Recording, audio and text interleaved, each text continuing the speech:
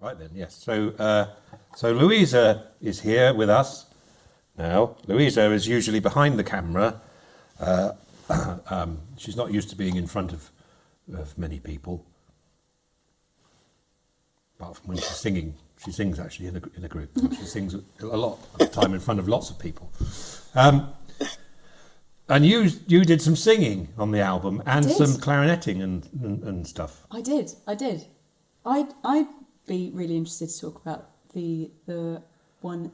A different album. We did a lot of playing around with what were they called? The speakers that we put to my throat. Oh, the originals were Sonavox. We did some of that for Happy Days, but I don't think you used it in the end, did you? Yeah, we did that, and it sounded really good, but it was just too much. I just recorded too much on that song. I think because I really wanted to try it, and you just got it, I think. Or I'd found somebody remaking them, and you got one. So we tried it, and it sounded nuts. Again, there was more stuff on Happy Days that you did. I think that there was solo vox clarinets where you were talking about, which is what we really wanted to do.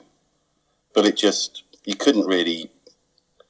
Yeah, there was just no room for it. So I've kept all that stuff. So was that sending a clarinet out through and then putting it on your map?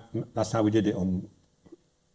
Yeah. I think you backed up some of his spoken vocals on that one, and I used bits and pieces of diction because it was hard to hear what he was saying. So I think you ghosted some of the spoken parts in Happy Days, like little bits of diction, like an S or a T's, just like help guide people's ears to what he's saying.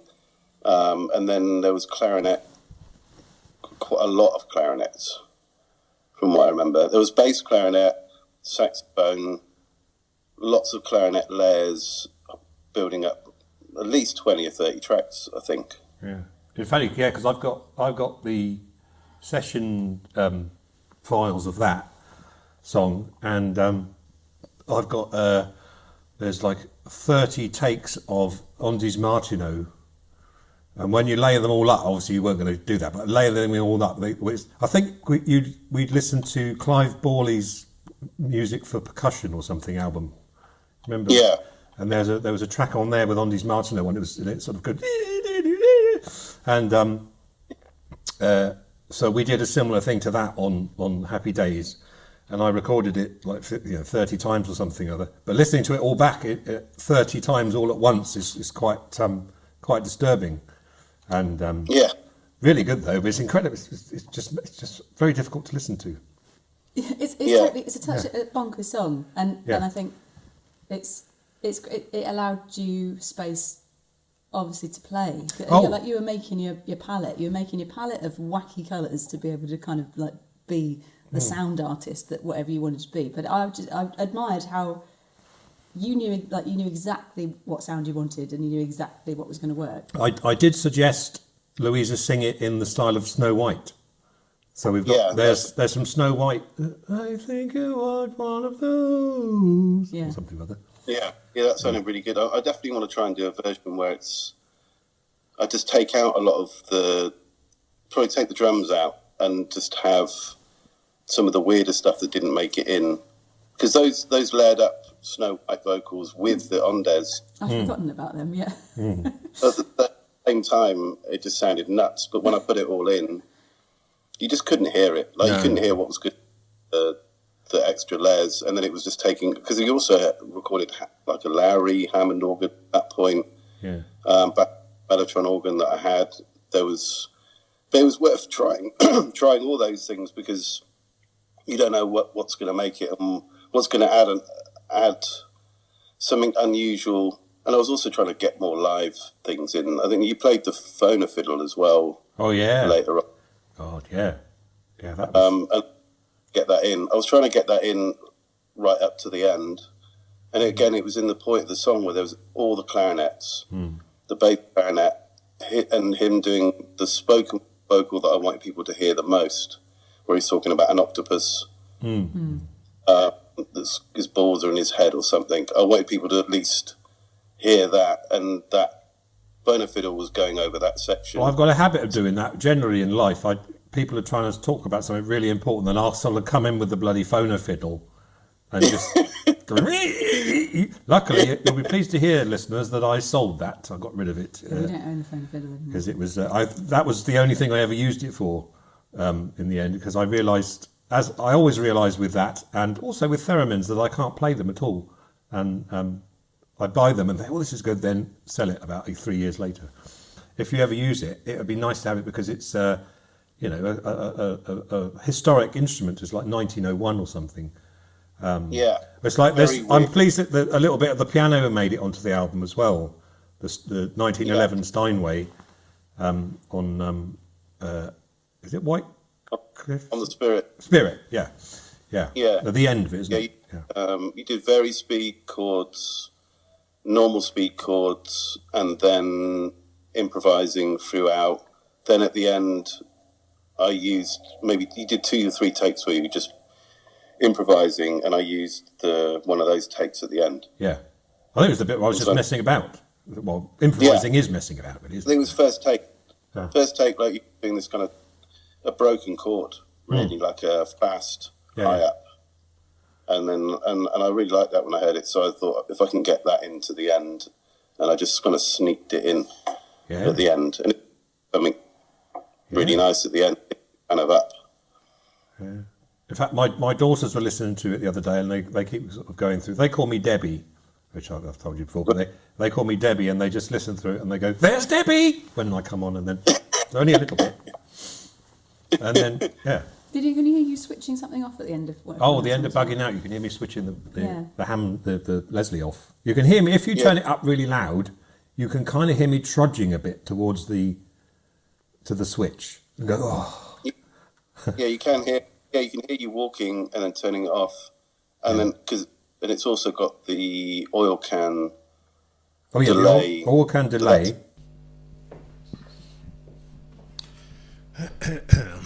Another interesting effect we used was the Telray Add an Echo oil can delay, model 1001. This was from the early 60s. I got this one a few years ago. I think it came over from Italy, but they were made in America. And they basically had a rotating oil can or oil drum inside that had some sort of electrolytic oil inside it. And a record and a playback head that moved around inside, and you could send signals into it. It was meant for guitars, really, for a guitar delay effect.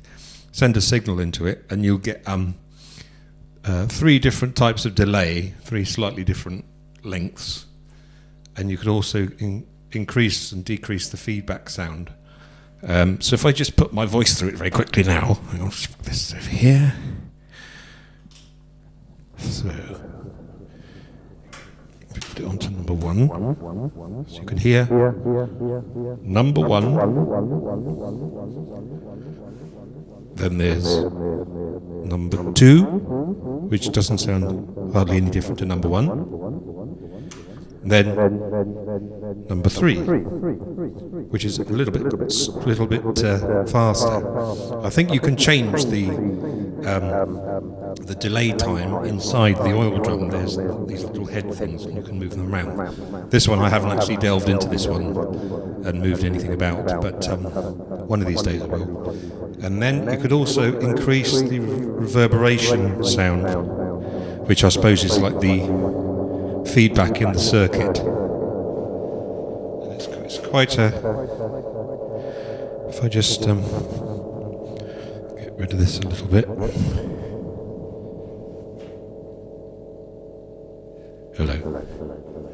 Hello.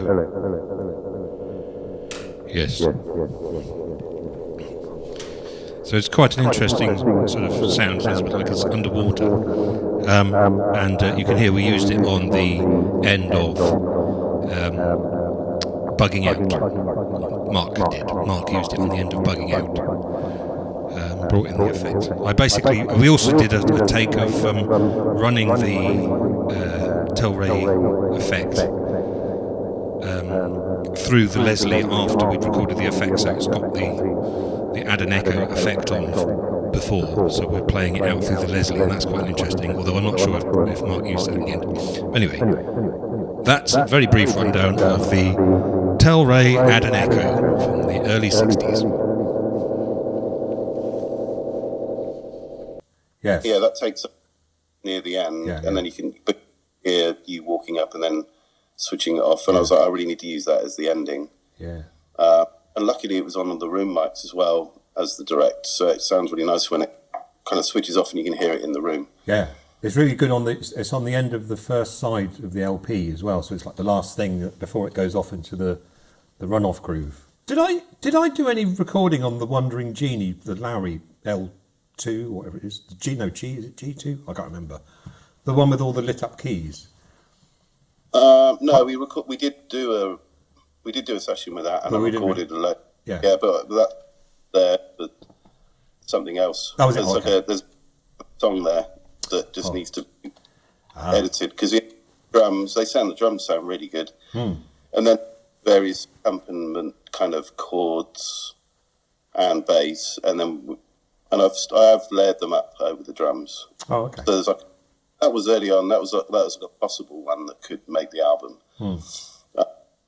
So because we'd done a few sessions, I think, tried a few different things, like recording the Lowry drums on their own before this was started, I think. Because it's all just it blurs into one. Because I remember lying on my stomach for about 3 hours, flicking a metronome or something. But that was for something else. Bell, it's kind of like a bell built into the metronome. Yeah. And then I did another session for you, but that was with a gong, which you used for that installation, the art installation thing. Oh yeah. And the bass is ridiculous on that.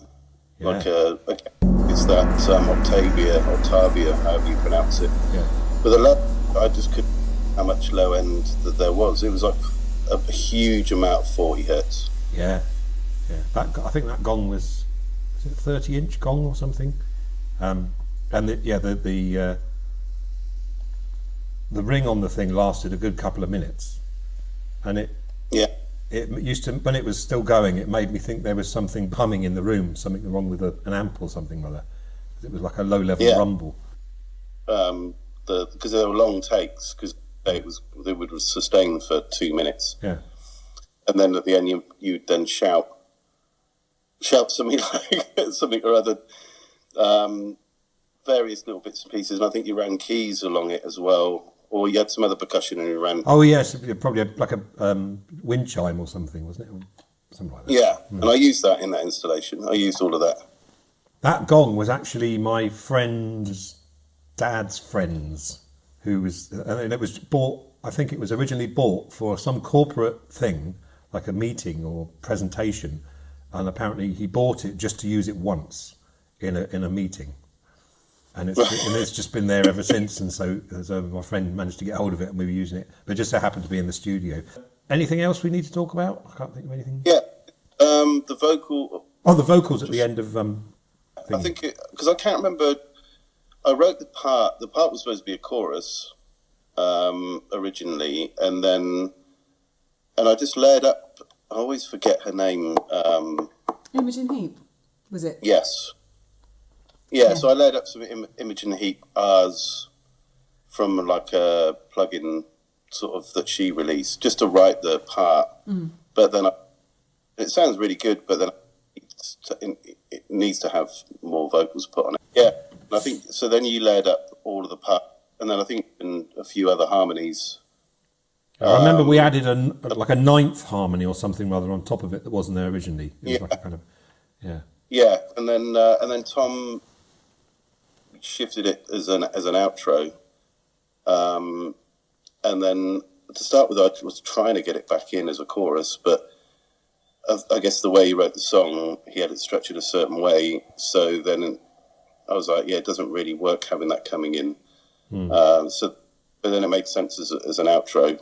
It's a nice thing because it's like I've done it a lot when I've made music, and I've just sort of put something really, really lovely and catchy and good in, but only once or a couple of times, and then it makes you listen to it a lot more than if it keeps happening every chorus or something, Mother.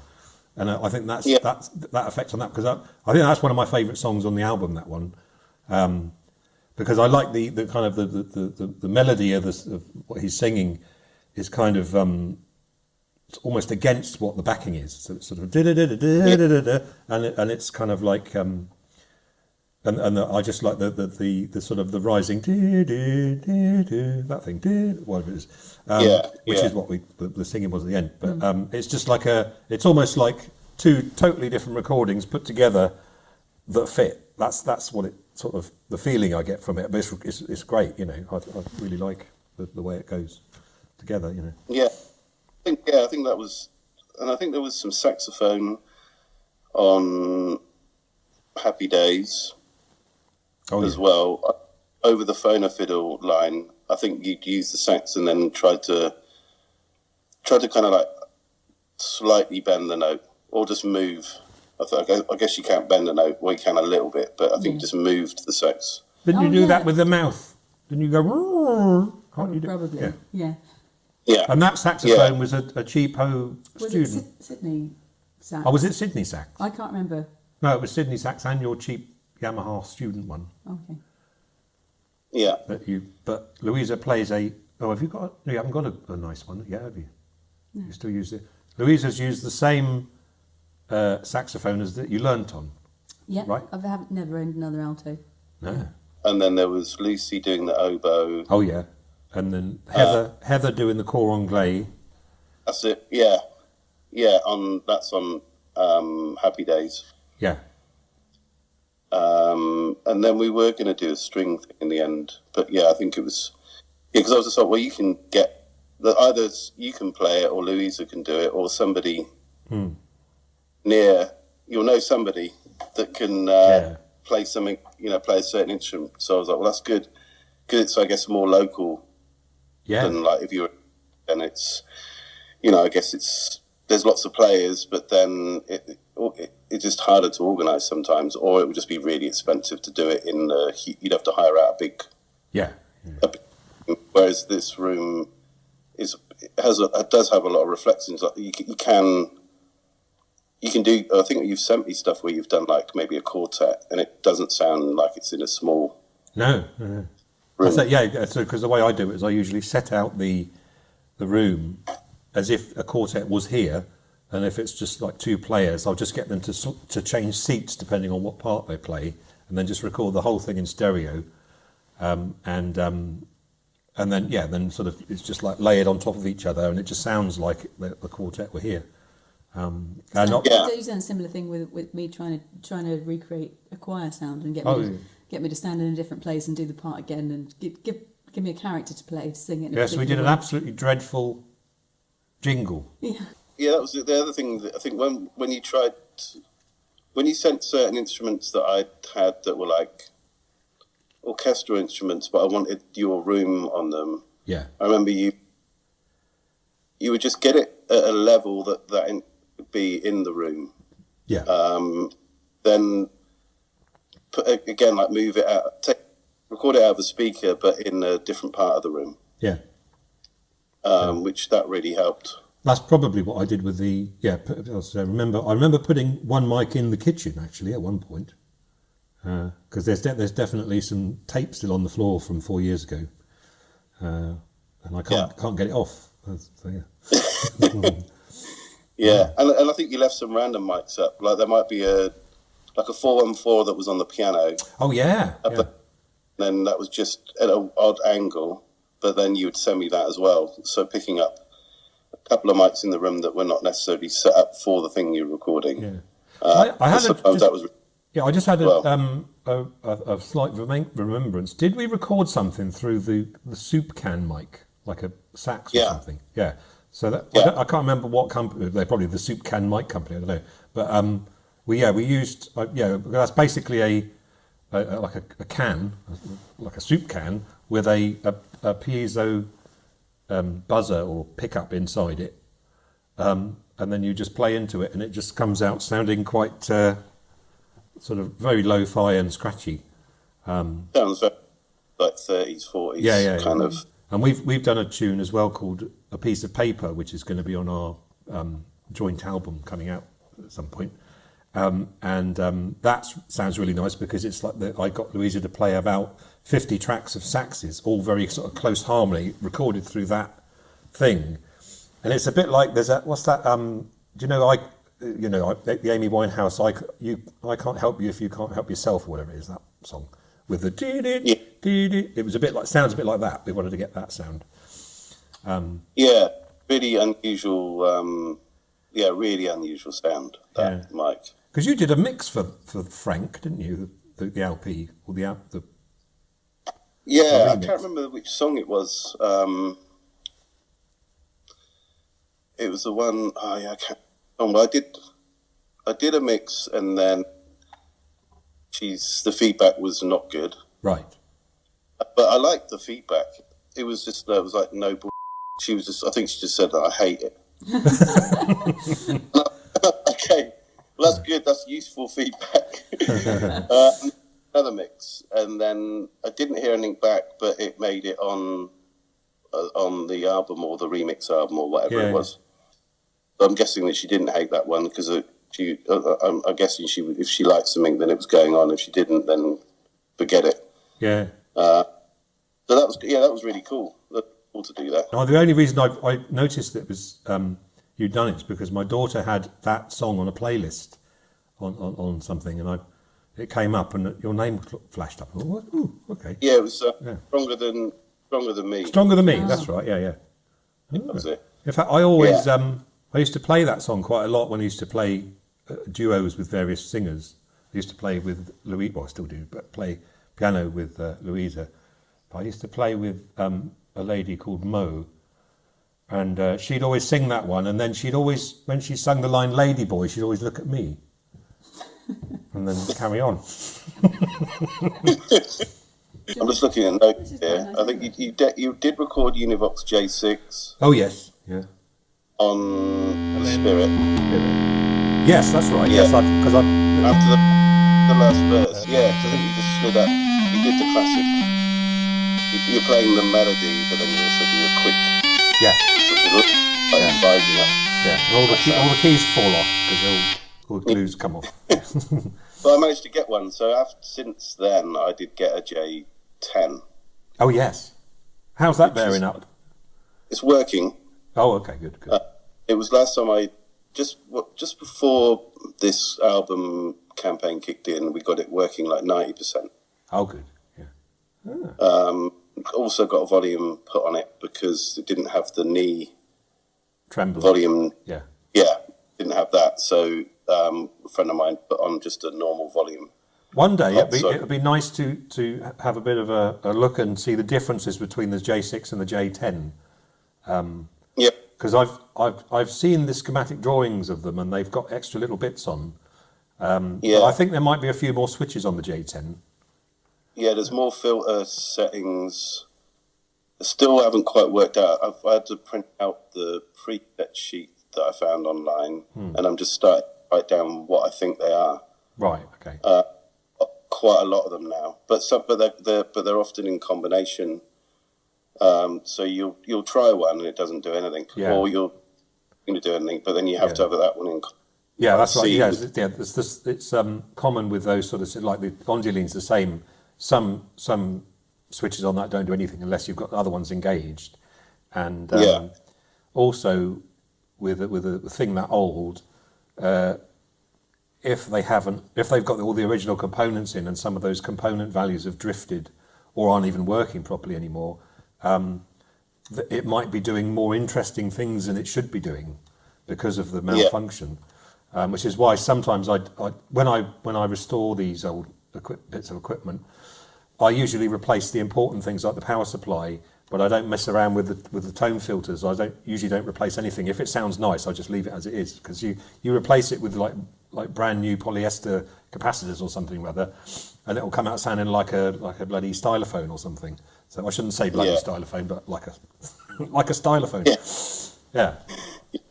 Yeah, we had a bit of that. There was maybe three valves that were gone,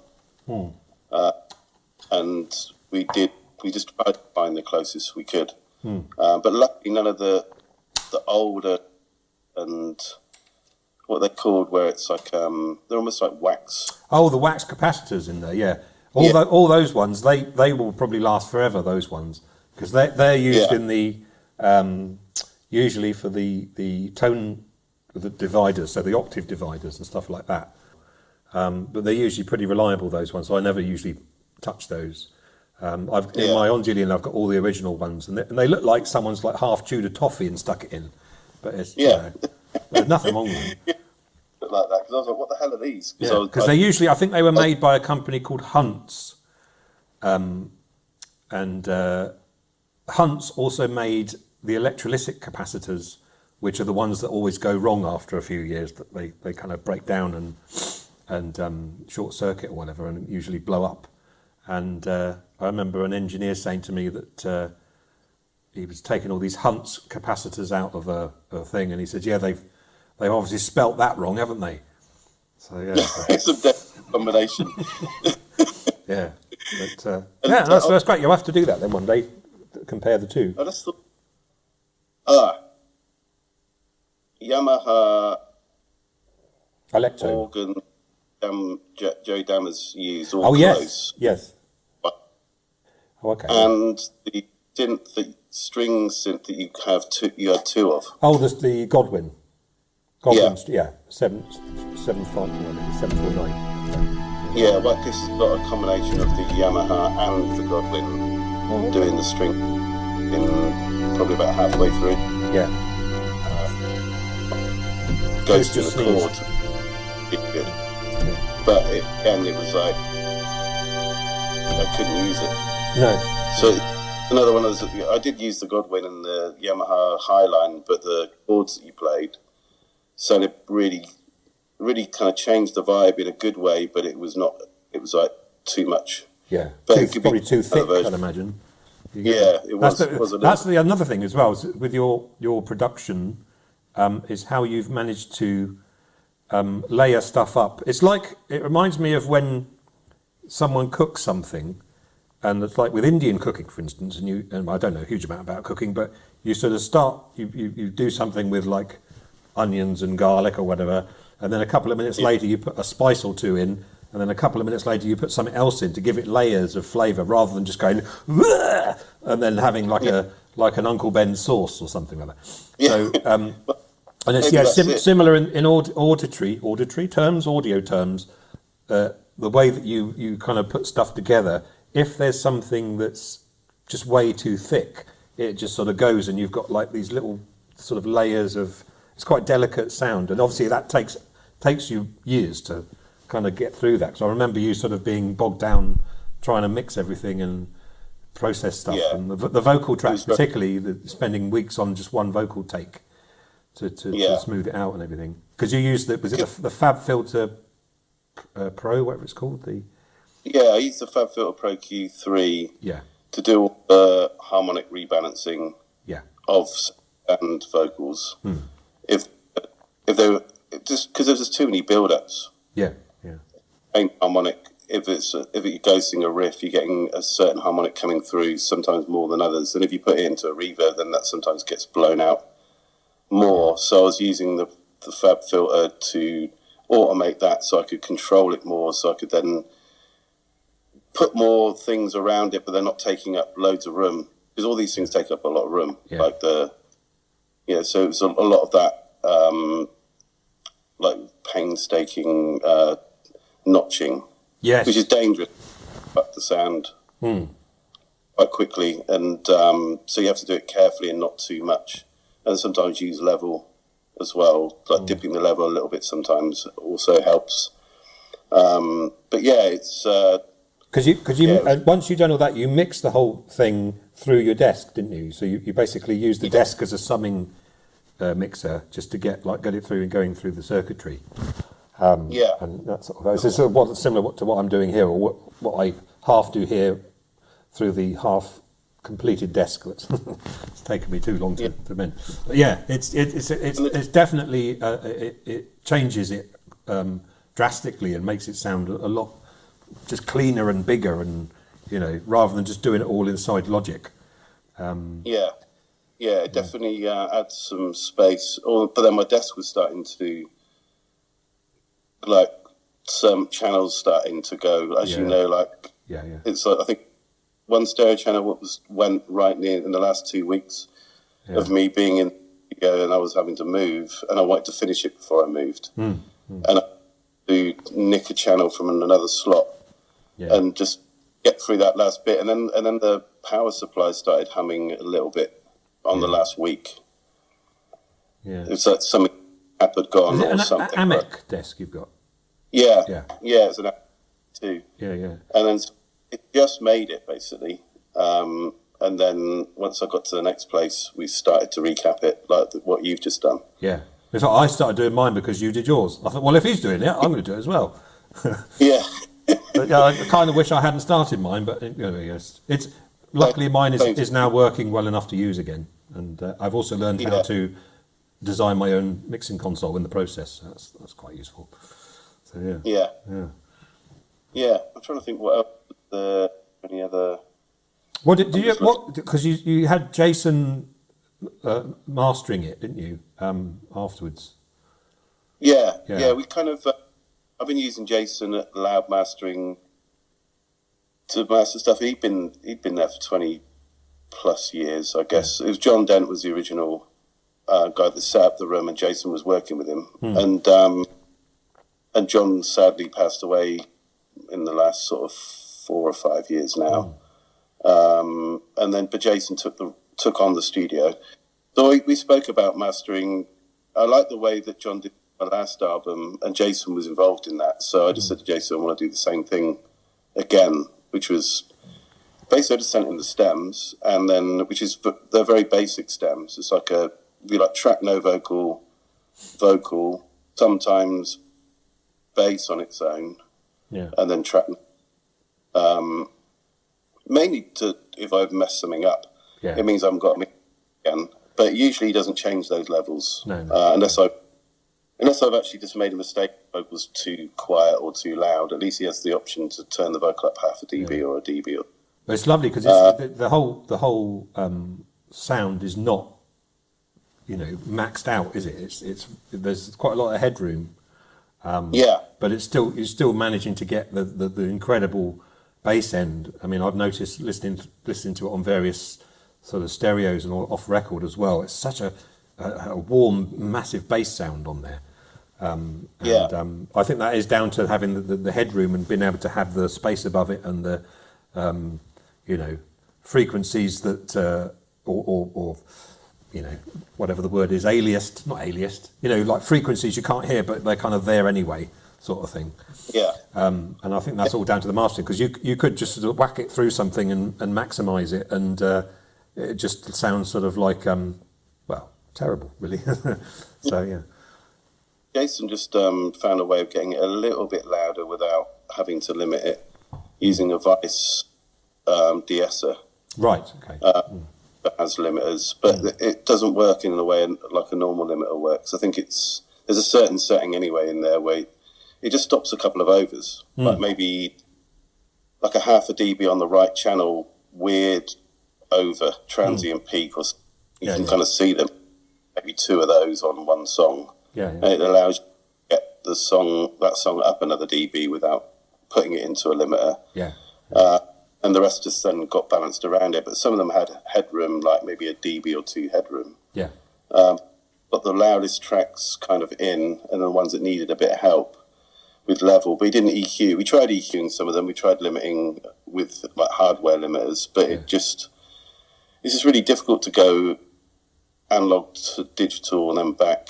It's kind of changes the sound. So he tried it and he said, you won't like it. And then we just went with this one simple method where it's just using this Vice, balancing the levels. Then he could put a little bit more gain on the Vice, like half a dB, a dB. He'd do me a couple of different versions, and then I'd sort of listen to it, and then got most of it after a few goes, and then can you try that one up a little bit, and can you try that one down, and then I just put it together, send it back to him, and then he outputs it.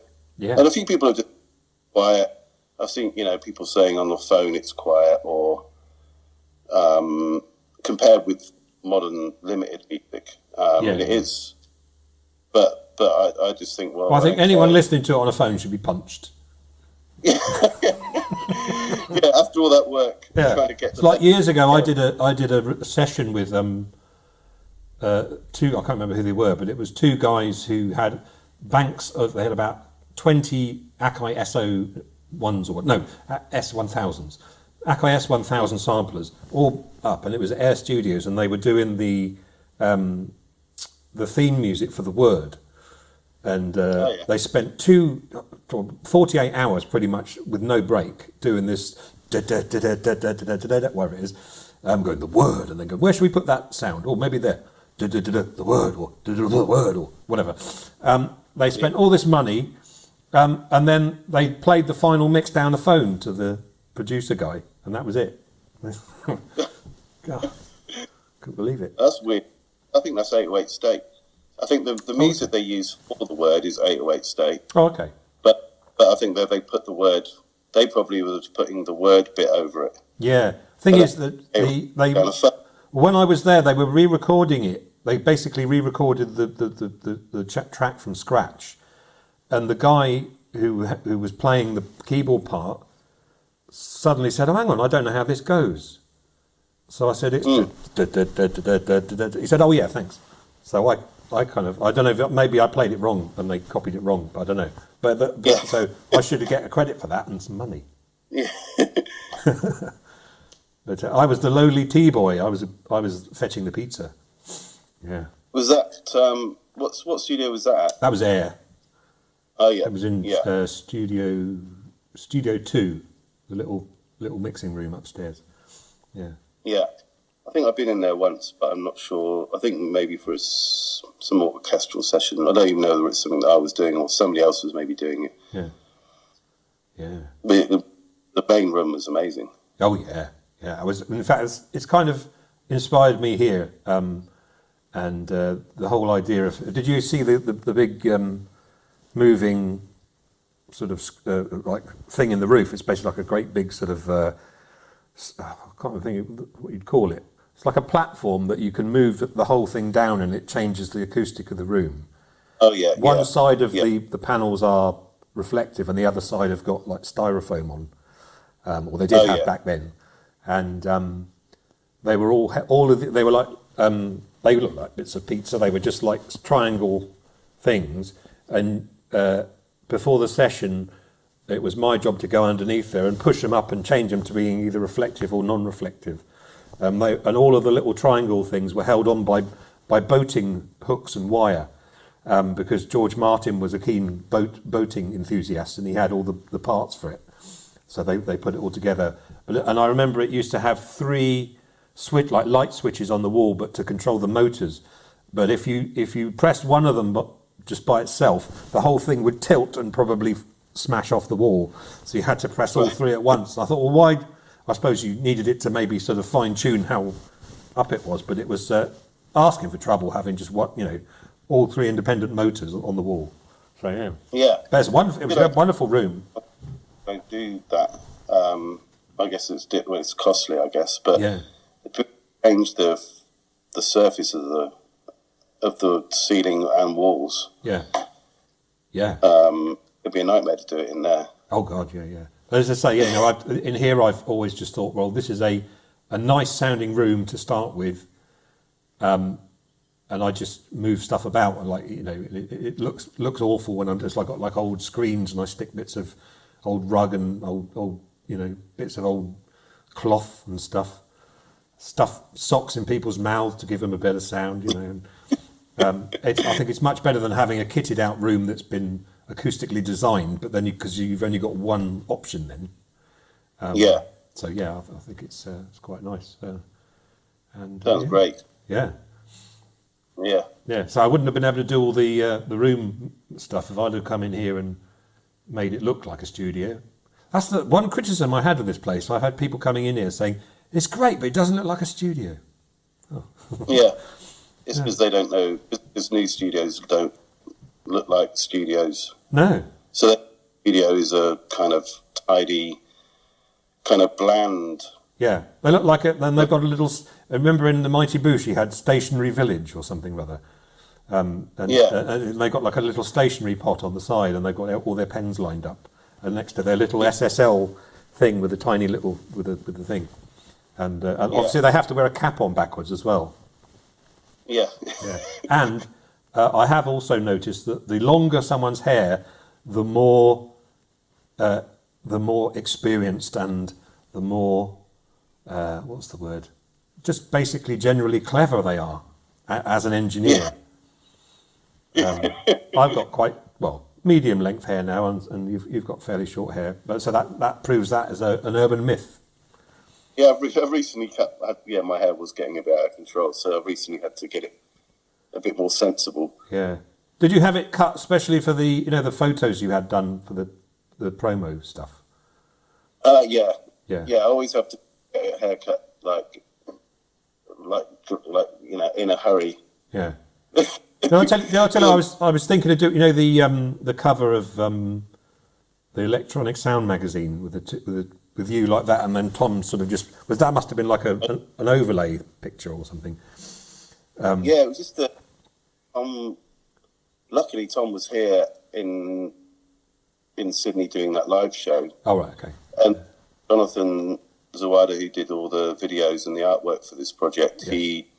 He knew I didn't like having my picture taken, and he didn't have it taken, and I think Tom's not that fond of it either. No. So we knew we'd only have not much time. So Jonathan just found a friend of his. Luckily, we had the time to do it, and he took the only picture of Jonathan that he doesn't mind.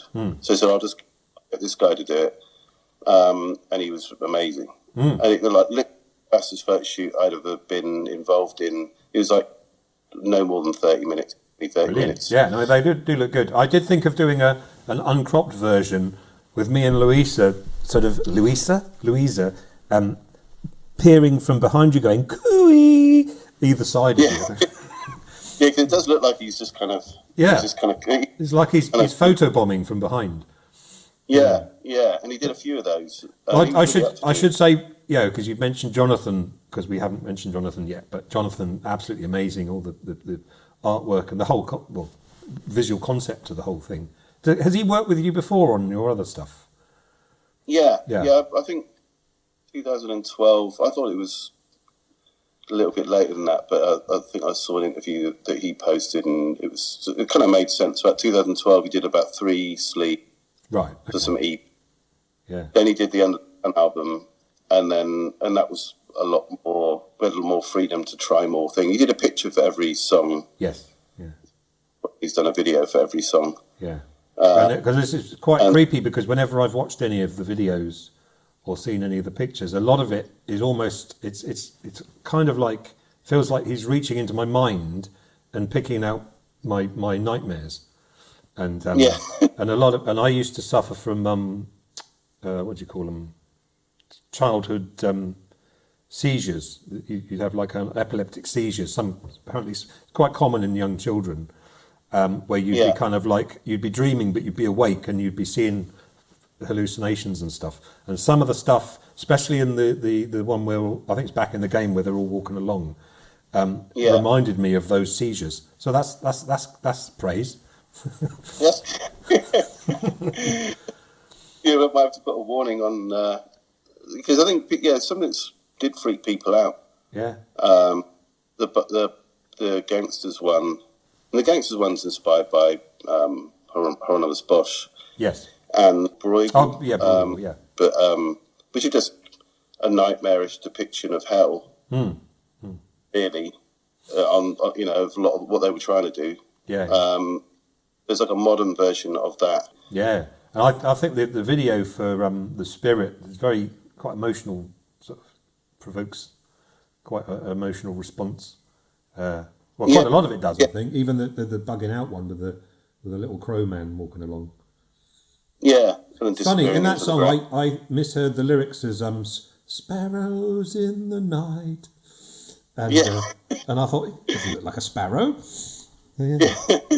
Yeah, because it's birds. There's a wren in But I can't remember what the lyric is for Shadows in the Night, I think it is. Shadow.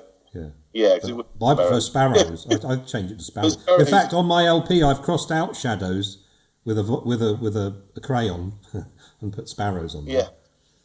Yeah. Well, thanks very much for watching this very short video with Ronnie Down Upley. This is me, Miriam Caraway Seed, saying tune in on Wednesday for another edition of Wogan. Thank you very much